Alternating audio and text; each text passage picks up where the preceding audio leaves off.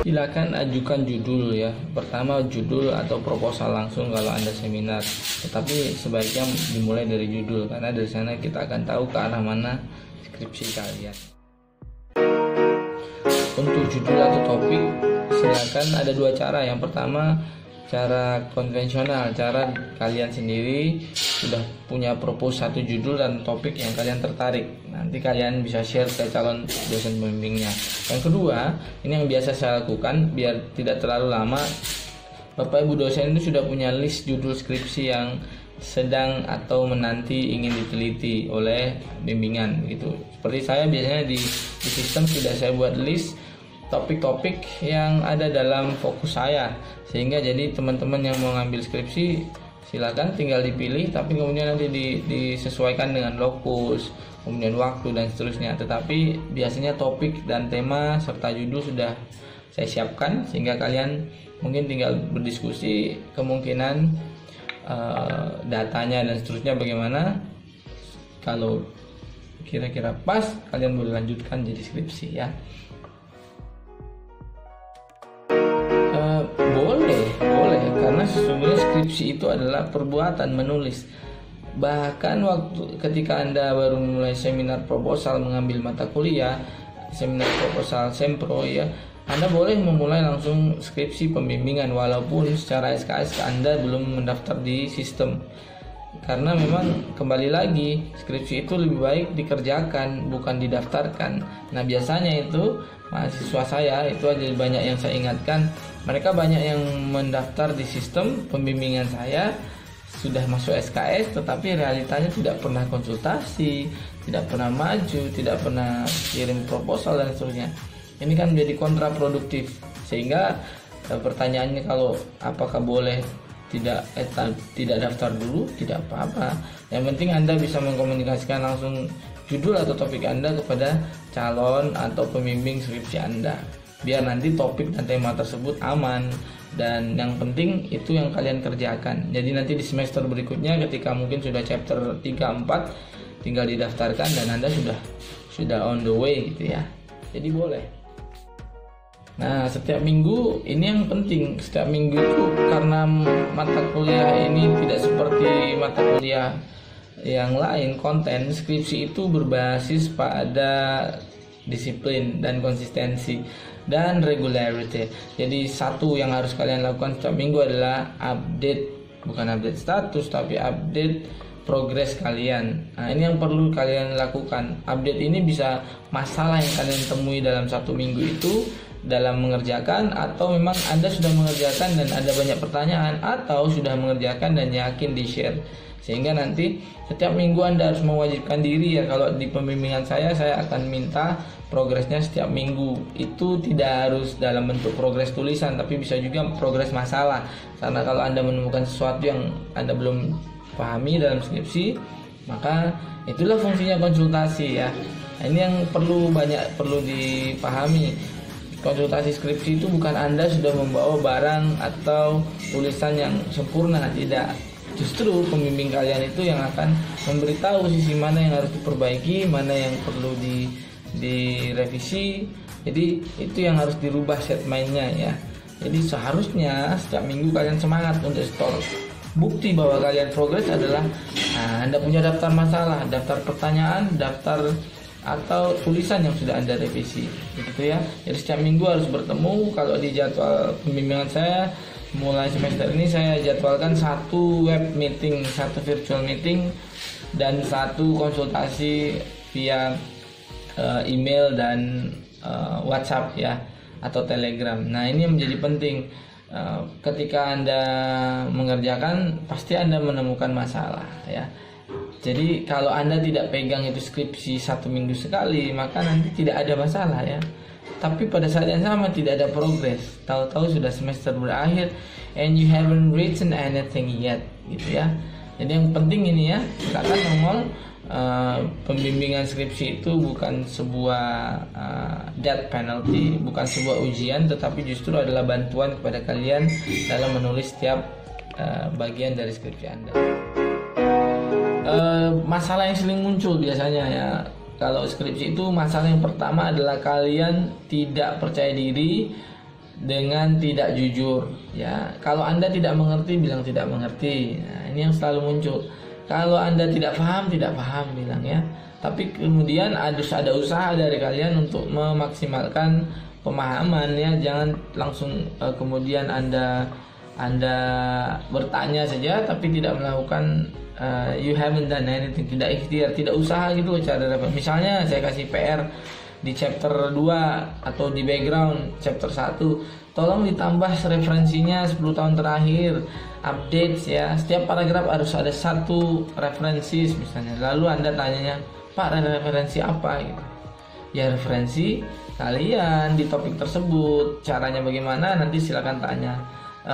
Salah satu gerbang untuk menyelesaikan masalah dalam setiap skripsi adalah bertanya, pintunya. Tapi usahakan nanya yang hasil usaha ya. Tapi saya juga tidak menutup dan menolak pertanyaan-pertanyaan yang memang kalian tidak tahu secara mendasar ya. Itu lebih baik daripada kalian pura-pura tahu. Ini saya selalu punya statistik dari 90. Saya tidak tahu ini ada hubungannya dengan kalian tidak. Saya ada bias gender.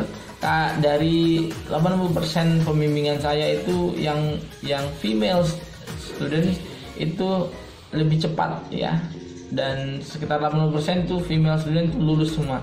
Yang sisanya ini adalah case by case, adalah male student. Saya nggak tahu ada apa dengan ini, tapi setelah saya coba cermati dengan sedikit analisis dari saya, ternyata memang ada kecenderungan kalau yang females ini tepat waktu, selalu mau progres, walaupun sebenarnya tulisannya juga tidak progres, tapi mau sharing kendalanya tiap minggu. Sementara jadi tidak jaim, rajin gitu ya. Walaupun kadang-kadang belum direvisi juga di send lagi ya. Saking semangatnya harus direvisi dulu. Nah kalau yang males ini, yang cowok-cowok ini rata-rata, kalau saya refleksi setelah mereka lulus, karena lulus juga akhirnya kan yang saya bimbing, mereka cenderung untuk selesai dulu, beres baru di share ke saya. Justru tidak ya, harusnya konsultasi dulu. Sehingga ini ada gap speednya ini ya, ada keengganan bertanya secara verbal ataupun non verbal tentang hal yang tidak dipahami dari revisi yang saya berikan. Jadi ini tidak ada hubungannya dengan whether you are female or males, tapi saya pengen ini jadi motivasi dan reminder, males or females are having the equal opportunity. Jadi whether genius or not genius, you have the same equal opportunity. Kalian tidak peduli mau IP-nya berapa, mau jenius apa enggak, mau cewek apa cowok, mau umurnya berapa, itu tidak menjadi variabel tetap lulus atau progres tidak skripsinya. Tapi silakan cek lagi list tadi yang di awal. Selama kalian bersungguh-sungguh, progres tiap minggu, itu menjadi kunci ya. Ada banyak ya, kalau secara umum ada via WhatsApp, itu yang paling gampang karena di sana saya akan kontrol. Saya buat grup WA itu biasanya untuk mereply langsung ketika email saya masuk banyak kalian ya. Jadi yang pertama grup WhatsApp ini penting karena saya akan membalas cepat kalau di grup ya. Kalau di person nanti bisa gagal fokus karena harus cek dulu namanya siapa, ini siapa, dan tapi kalau udah di grup skripsi, grup WA grup, kalian pasti akan terbalas ya, sekurang-kurangnya sehari itu, karena saya tahu ini bimbingan saya. Yang kedua via email. Email dalam pembimbingan skripsi saya itu tidak boleh berulang-ulang membuat writing composing email. Jadi wajib membuat satu email, kalian tulis skripsi konsultasi, subjeknya dengan nama dan NIM. Nah setelah itu kalian reply. Jadi sebelum konsultasi apapun, progresnya, perubahannya kalian upload ya. Sehingga ini ada dua benefit. Yang pertama, ketika ada sesuatu dengan drive kalian, laptop kalian rusak, flash disknya hilang dan seterusnya, data kalian ada di sana. Saya bisa cek, kalian bisa cek di email. Oke. Yang kedua, kita bisa on the go, bisa efisien waktu karena saya bisa melihat di sana sebelum bertatap muka via virtual atau yang lain di WA, sehingga saya ada waktu untuk melihat, karena ya it takes time. Anda menulis itu bekerja keras ya, saya juga lebih bekerja keras ya, membaca dan memahami dan memberi masukan kepada tulisan Anda. Biar cepat ACC ya mengikuti prosedur yang umum. Yang umum itu ya harus keep in touch ya. Jangan ingat skripsi kalau pas lagi ingat. Skripsi itu harus dijadwal. Jadi seminggu sekali itu harus kalian update dan harus dekat dengan Anda. Karena sesuatu yang dekat akan selalu diingat. Sesuatu yang jauh akan dilupakan. Out of sight, out of mind. Jadi nggak ada, konsultasi LDR itu nggak ada. Tiba-tiba kalian semangat, lalu setelah 2 bulan kalian sama sekali tidak ada konsultasi, saya biasanya akan marahin ya, saya reminder kalian, kemana aja ya. Bukan, jadi kok skripsi itu dosen kalian itu bukan seperti Google atau Shopee, maaf nyebut merek ya, atau ya apa aja yang online yang kalian ketik langsung keluar ketika itu juga. No, itu butuh komitmen. Jadi Anda boleh punya kehidupan yang kompleks, Anda boleh kerja, boleh berkeluarga, boleh banyak tugas dan seterusnya, tapi komitmen Anda saya harus lihat, bukan alasan Anda yang saya lihat ya. Kalau dibalik, saya juga punya banyak kesibukan, dan skripsi itu hanya salah satu ya. Ingat, salah satu. Maka sama-sama komitmen, muncullah setiap minggu ya. Kalau kita muslim ini setiap hari itu kita sholat aja harus 5 kali ya. Jadi jangan tiba-tiba tobat karena nggak pernah sholat gitu. Ya, setahun nggak sholat terus dapat musibah, terus kemana aja kemarin ya gitu. Nah, saya mungkin analogi saya kurang pas, tapi ya saya ingin kalian begitu. Ingat skripsi itu jangan pas ingat. Nah, ini sering terjadi kalau kalian itu lagi semangat itu, atau kalian lagi bad mood atau tidak punya spirit untuk mengerjakan skripsi, kalian benar-benar tidak ada reply di WA, tidak progress, tidak ngirim email draft, sama sekali tidak ada respon. Tapi ketika tiba-tiba kalian muncul ya, 2 minggu, 3 minggu lalu muncul, lalu saya dikejar-kejar ya, Pak ini Pak mana, kemana aja kemarin ya. Saya bukan Google, saya bukan Google Search Engine ya, Amazon.com yang kalian ketik langsung saya reply. Anda komitmen, saya komitmen ya, kira-kira begitu. Jadi mohon, kalau mau cepat ya tidak perlu genius. You don't need to be genius. You don't need to be a rocket genius. Anda hanya perlu persisten. Persisten itu istiqomah ya, konsisten. Nongol saja, Anda usah pura-pura paham. Kalau saya berikan feedback, revisi, kalian nggak paham, langsung tanya. Karena itulah gunanya konsultasi. Jangan kalian bawa, pendam itu saya nggak tahu, diam, pura-pura dan seterusnya, lalu kalian menghilang karena tidak bisa menyelesaikan. Oke? Jadi caranya mudah ya. Untuk cepet ACC itu adalah cepet, silakan di jadwal rutin 1 minggu sekali itu udah bagus. Selalu jujur, progres, di share apapun masalah kalian, karena saya tahu kalian itu pribadi kompleks, bukan anak-anak lagi, tapi usahakan komitmen ya. Oke? Masalah yang sering muncul biasanya ya kalau skripsi itu, masalah yang pertama adalah kalian tidak percaya diri dengan tidak jujur ya. Kalau Anda tidak mengerti, bilang tidak mengerti. Nah, ini yang selalu muncul. Kalau Anda tidak paham bilang ya.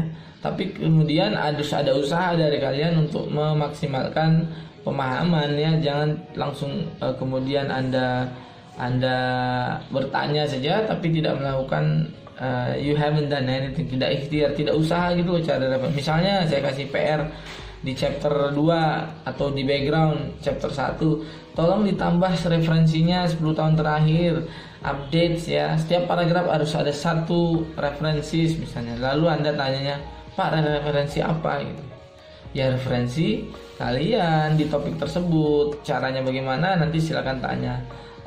Salah satu gerbang untuk menyelesaikan masalah dalam setiap skripsi adalah bertanya, pintunya. Tapi usahakan nanyanya ya, nanya yang hasil usaha ya. Tapi saya juga tidak menutup dan menolak pertanyaan-pertanyaan yang memang kalian tidak tahu secara mendasar ya. Itu lebih baik daripada kalian pura-pura tahu.